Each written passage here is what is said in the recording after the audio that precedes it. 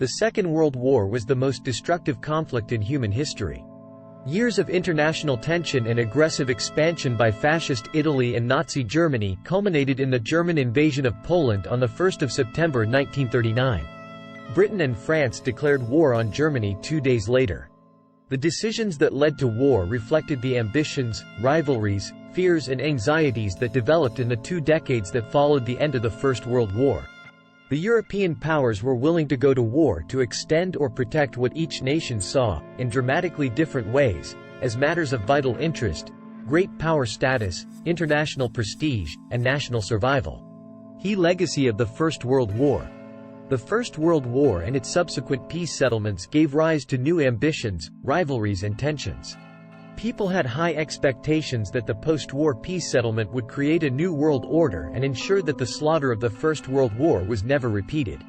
The Treaty of Versailles, signed in June 1919, created the League of Nations, an international body intended to promote peace and prevent war. However, the treaty was an uneasy compromise as each of the victorious allies, Britain, America, France and Italy, looked to pursue their own interests. Germany was forced to surrender territory, disarm and pay for the war's damage. These divisive conditions were criticized as overly vindictive by many in Britain and America. The treaty's terms caused immediate outrage and lasting bitterness in Germany. The sense of defeat, humiliation and injustice would have a significant impact on German foreign and domestic policies, and calls to revise the terms of the treaty became a major aspect of international politics in the 1920s and 1930s. The period between the 2 world wars was one of instability and insecurity. Political, economic and social unrest was made worse by the collapse of the international economy in 1929. The retreat from democracy in Europe. The instability and insecurity of the 1920s and 1930s gave rise to political extremism in many European countries. People looked to authoritarian leadership as a political alternative. Fascist leader Benito Mussolini came to power in Italy in 1922 and almost all aspects of Italian life came under state control. In Germany, Adolf Hitler became chancellor in 1933 and established a totalitarian one-party state under the Nazis. Political opposition was violently repressed. Hitler exploited the popular belief that Germany had been humiliated after the First World War. He promised economic recovery, national revival and that Germany would return to international prominence through a revision of the Treaty of Versailles. Germany withdrew from the League of Nations in October 1933. In 1935, Hitler announced German rearmament and reintroduced conscription, which was prohibited under Versailles. The ultra-nationalist governments of both Italy and Germany each pursued aggressive foreign policies of territorial expansion that threatened to destroy the world order established by the post-war peace settlement. Italy and Germany on the march. On 3 October 1935, Italy invaded Abyssinia, present-day Ethiopia. Both countries were members of the League of Nations, and Italy's aggression compelled the League to intervene. However, Britain and France struggled to coordinate an effective response. They imposed limited economic sanctions, which only pushed Italy away from Britain and France and into closer cooperation with Germany. Encouraged by the weak response to Italy's attack on Abyssinia, Hitler sent troops into the Rhineland on 7 March 1936. This demilitarized zone had been established under the Treaty of Versailles as a buffer between Germany and France. Britain did not see the occupation as a threat to its interests or overall security and did not respond militarily. France, already politically and militarily insecure, was left feeling isolated internationally and did little to resist the occupation.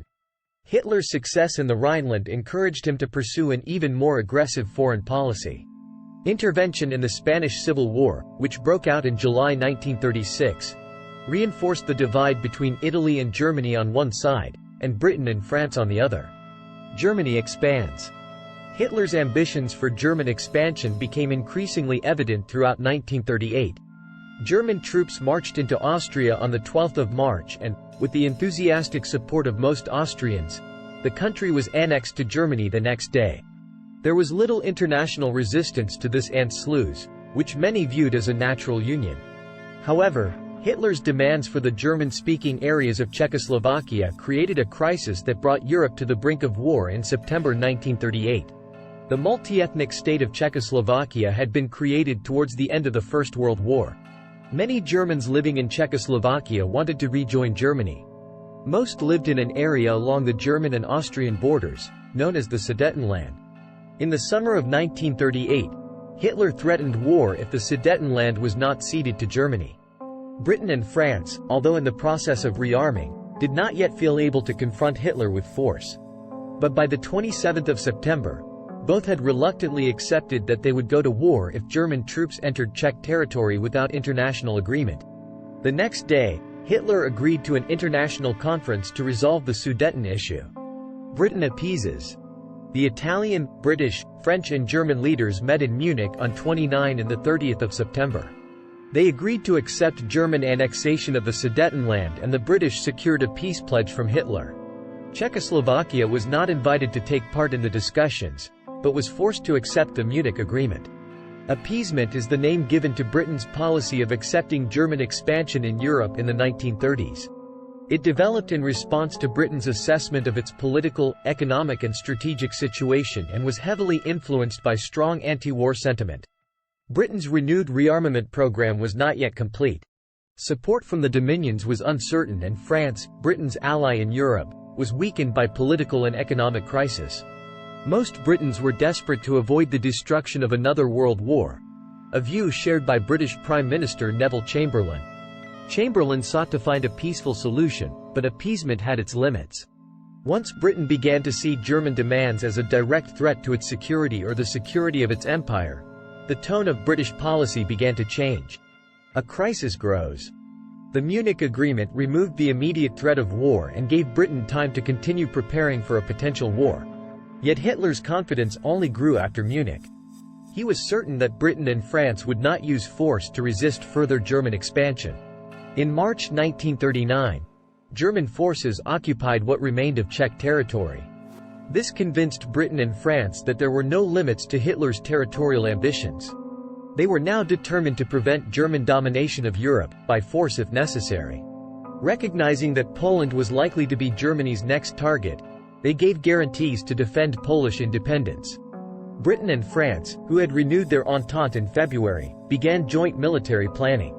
Both countries continued rearming, and in April 1939 Britain introduced peacetime conscription for the first time in its history. However, war was still viewed as a last resort. The Danzig crisis. As Germany was completing its conquest of Czechoslovakia, another crisis was developing over the city of Danzig, present-day Gdańsk. Poland was one of several new countries born out of the First World War. The new Polish state was given access to the sea through a corridor carved out of German territory.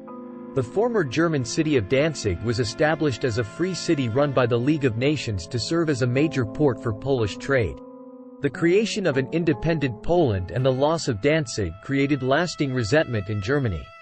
In October 1938, the German Foreign Minister Joachim von Ribbentrop met with the Polish ambassador Józef Lipski to discuss Danzig's return to Germany. Discussions became more forceful at a meeting between Hitler and Polish Foreign Minister Józef Beck on 5 January 1939, pictured here. However, the Poles refused to back down. Danzig was an issue over which they would fight. Polish resistance to German demands strengthened after Britain and France issued their guarantees to defend Poland's independence in March 1939. In April, Hitler ordered preparations for the invasion of Poland. He strengthened ties with Japan, the main threat to Britain's empire in the Far East, and in May he signed a military alliance with Italy. The Nazi-Soviet Pact. The Soviet Union had largely withdrawn from international affairs in the 1920s and early 1930s. But German hostility and the growing threat of Japan drove it to rethink its foreign policy and renew its relationship with Britain and France. But this relationship was marked by skepticism and distrust on both sides. Britain and France began talks with the Soviet Union in the summer of 1939. But the three powers struggled to reach an agreement and negotiations collapsed. Simultaneously, the Soviet Union was discussing a settlement with Germany. The Nazi-Soviet Non-Aggression Pact was signed on 23 August 1939, along with a secret protocol that left Hitler free to attack Poland without risking war with the Soviet Union and divided Eastern Europe into German and Soviet spheres of influence. Germany invades Poland. In response to the Nazi-Soviet pact, Britain and Poland entered into a formal military alliance on the 25th of August. The British still hoped for a peaceful solution, but continued preparing for war. The next few days were marked by frantic attempts to reach a settlement. Mussolini told Hitler that despite their military alliance, Italy would not fight. Hitler offered to guarantee the safety of Britain's empire, but emphasized the need to solve the crisis over Poland. On the 29th of August, Hitler presented British Ambassador Sir Neville Henderson with a set of minimum conditions for settlement, which included conceding both Danzig and the corridor. Hitler also made cursory demands for Poland to send a representative for direct negotiations within 24 hours. Britain and Poland refused. The situation became deadlocked. The German invasion of Poland began at 4:45 a.m. on the 1st of September. Britain and France declare war on Germany. Neville Chamberlain broadcast this announcement to the nation at 11:15 a.m. on the 3rd of September. A British ultimatum demanding that Germany withdraw its troops from Poland had been delivered earlier that morning and expired at 11:00 without a reply. Britain was once again at war with Germany. The outbreak of war did not come as a surprise. Tensions in Europe had been building for years, and there was a growing feeling that German aggression needed to be confronted with force. The British reluctantly accepted that war was necessary to stop Hitler. Germany represented a direct threat to British security and the security of its empire. Accepting German domination of Europe had grave implications for British status and survival. Britain went to war in 1939 to defend the balance of power in Europe and safeguard Britain's position in the world.